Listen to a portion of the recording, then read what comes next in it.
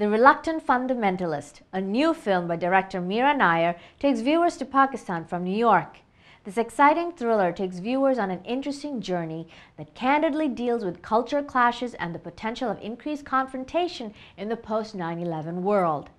Ashok Vyas spoke to director Meera Nair, acclaimed actor Kate Hudson, Kiefer Sutherland, and Riz Ahmad. Here are some excerpts.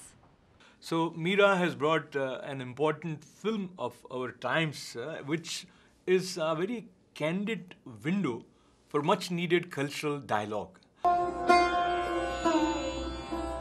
So tell me, Bobby, what exactly is the article about? The kidnapping of an American citizen. You think I had something to do with this kidnapping? I'm not the one you have to convince. Looks can be deceiving. I am a lover of America. It's a great honor to be sitting with you, Meera, and you have always chosen important subjects which are miles apart from each other, be it Salam Bombay, be it The Namesake, and now The Reluctant Fundamentalist. At what point while reading the novel you felt that this story should be told in the form of a film? Well, actually, my first inspiration to make The Reluctant Fundamentalist came from my first invitation to Lahore in 2004. And I was just totally dazzled by the largesse of spirit, by the warmth, the hospitality, the art expression, the contemporary music. It was so different from the Pakistan that we read about in the newspapers. So my father had also been educated in Lahore, and so we came back to India before partition. So we in India were raised in Urdu, in the poems of Faiz, in Iqbal Bano's ghazal, and so on. So it was a very familiar culture. It was basically, I think, one culture that I encountered in Lahore.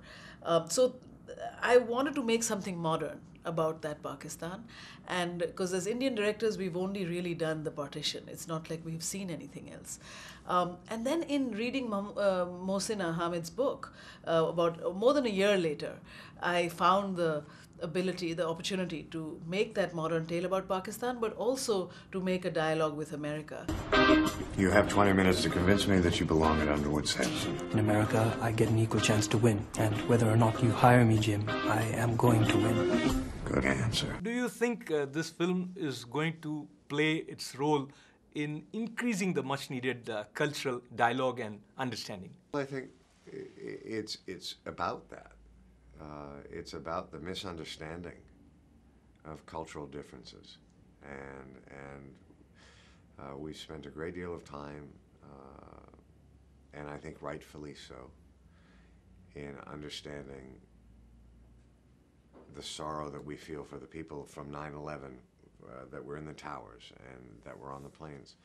But there was, in fact, a ripple effect, and a lot of other people were affected as well, and I think Meera Nair takes a great moment to show you that a young man, because of the color of his skin and where he was from and his different culture,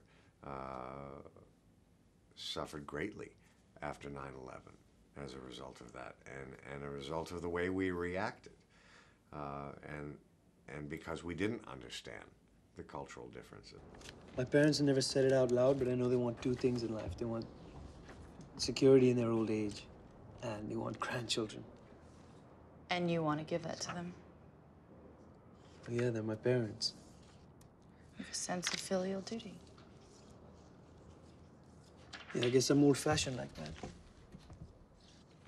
It's nice.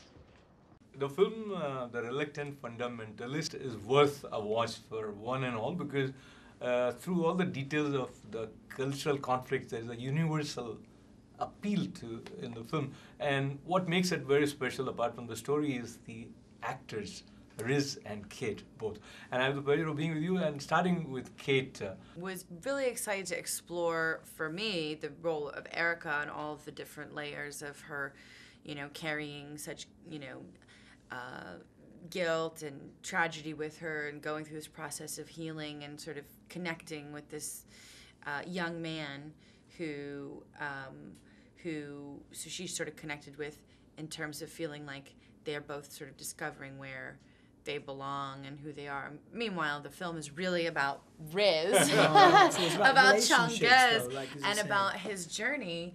And through that, Mira sort of interweaving all of these stories of individual sort of need and desire to connect and human connection and to discover who they are and where they belong. And how was it for you to portray this character, which involved dialogues as well as a lot of space of introspection? Well, you know, I feel like I can relate to the character because he's grown up between classes and between cultures, and there's a kind of a hybridity to him. And I can relate to that, but I think, you know, Kay can relate to that as well, you know, half Jewish, half Sicilian. I think you can relate to that, you know, Indian living in New York. I think most people in the world we're living in today have some sense of hybridity to who they are, to their sense of self. And in a world that is trying to make everything black and white, in a world where fundamentalism is on the rise, whether religious or economic, it can be hard to maintain your complexity. And really that's what this film's about. It's about a man who's trying to say, I don't want to take sides. I want to live in the grey areas, you know. We are complicated as people. So I could relate to it, and I think, you know, I was just very blessed in having such an amazing cast. Yes, I'm Pakistani. Yes, I'm Muslim. But that's not all I am.